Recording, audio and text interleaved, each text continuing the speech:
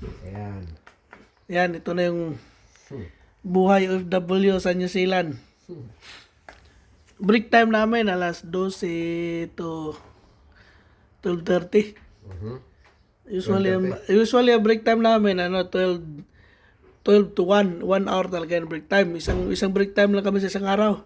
Pero ngayon dahil malayo kami, 2 oras biyahe namin, kailangan naming maaga umuwi. Kaya 12:30 lang. Anong ulam? Oh, ulam reveal. Ulam reveal, Bert. Ano sa'yo? Adobo na yan. Apretada. Apretadang Apretada. manok. Sa'yo? Adobong baka. Tago kayo. Uy! Adobong Alaw, baka na manghang. Adobong baka na manghang. Yan, ano yan, pang gulay, oh, pang healthy, oh. Oh. Lupit niya, no? Pilihan na, healthy.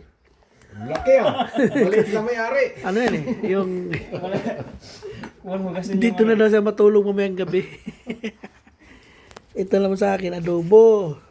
Kasama na hapunan dyan. Nga unta, mga unta mo. So ito yung, dito kami sa isang farm, ang ginagawa namin ay labas.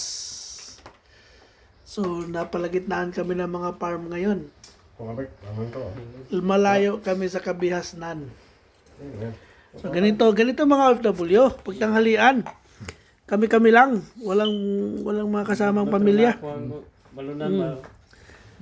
Mabuti pa yung mga nasa Pilipinas kasama ang pamilya. Ano to? Ano yan?